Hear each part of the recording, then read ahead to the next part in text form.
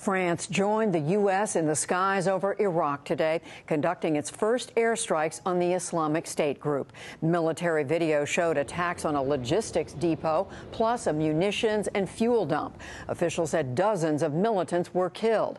And President François Hollande promised more to come within limits. D'autres actions auront lieu dans les prochains jours. Other actions are expected in the coming days with the same goal, to weaken this terrorist organization and come to the aid of the Iraqi authorities. By that I mean the Iraqi troops and Kurdish Peshmerga based in Iraq.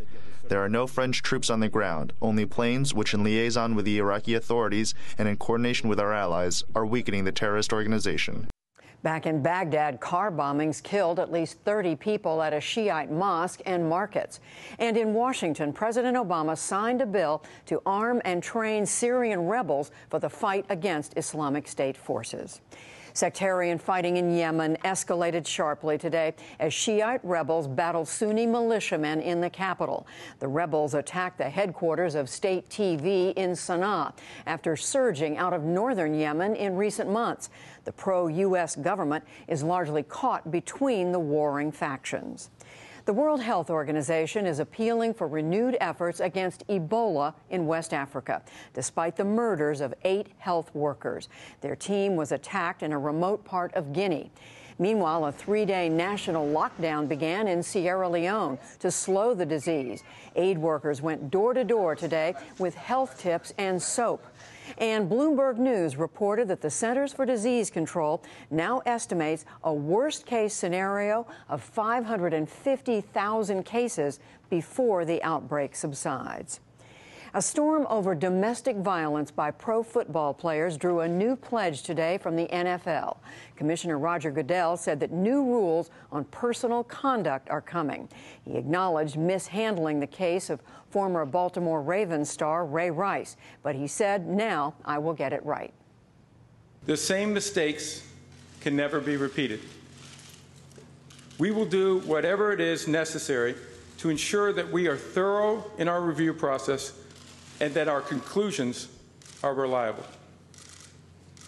We will get our house in order first. Goodell said he does not plan to resign from his post as commissioner. Also today, President Obama launched a new effort against sexual assault on college campuses. The It's On Us campaign aims to send a message that it is everyone's responsibility. The president criticized what he called the, quote, quiet tolerance of sexual assault. In the Philippines, widespread flooding from a tropical storm and monsoon rains shut down Manila today, with neck-high water in some places. The floods drowned whole sections of Manila after more than 10 inches of rain fell over a 24-hour period. At least 3 people died, and some 37,000 others were displaced. Drug maker GlaxoSmithKline has been fined nearly $500 million for bribing doctors in China. The police ministry said that British national Mark Riley, who was the company's former China manager, paid doctors to use Glaxo's products beginning in 2009. He was ordered today to leave the country immediately. On Wall Street today, the Dow Jones Industrial Average gained 13 points to close at 17,279. The Nasdaq fell 13 to close at 4579, and the S&P dropped a point to 2010.